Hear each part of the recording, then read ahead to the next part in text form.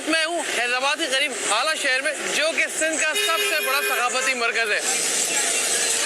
यहाँ की सकाफत में यहाँ की दस्तकारी, यहाँ के अजरक, यहाँ का फर्नीचर और यहाँ के बर्तन बहुत इंपॉर्टेंट, ना सिर्फ पाकिस्तान बल्कि पाकिस्तान के बाहर भी लेके जाते हैं। Let's go and check it out.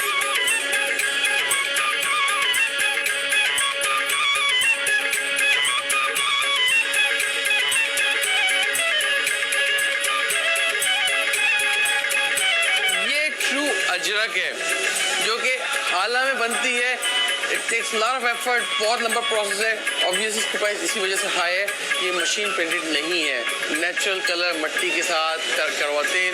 Again it's a long procedure, but ये हाला में एक एक्सपीरियंस है। मैं ज़रूर कहूँगा लोगों को जो बड़ा शौक़ रखते हैं फ़न का, आर्टिस्ट जो आपका कारीगरी देखने का, शिल्पकारी का, यहाँ ज़रूर आए।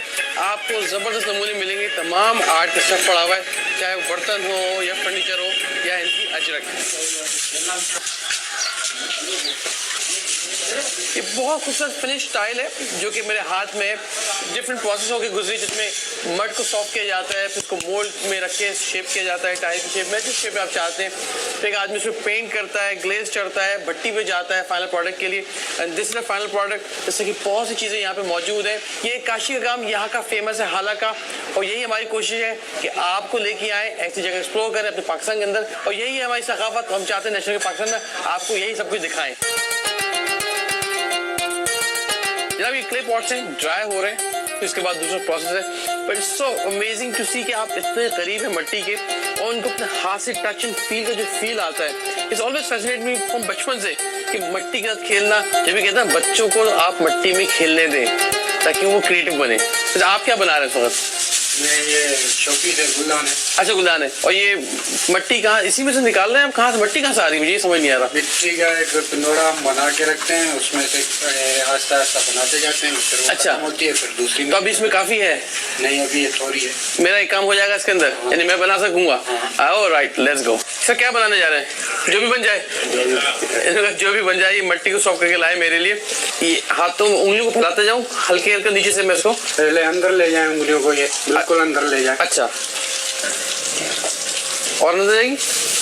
नहीं, बस सही। अब ऊपर खींचे, ये देखिए हाथ को अंदर दबाएंगे। नहीं, फिगर को निकाल ले। हाँ, अच्छा ओके। ये वही फीलिंग है जब मैं खाना बनाता हूँ, खासतौर पे आप अपने हाथ का इस्तेमाल करते हैं टच एंड फील के साथ। I think it's nothing like it. ओए होए होए, ये तो आपके हाथ के इशारे भाग रहे हैं। आई थिंक ये मेरा शेप ऑलमोस्ट आ गया है। अब मुझे ये हेल्प करेंगे, इसको बेसिकली धागे से काटेंगे ताकि ये निकाल लें। आई थिंक सर आ गया ना शेप अच्छा खासा। बिस्मिल्लाह, इन धागा लगा के अब उठा लें आप।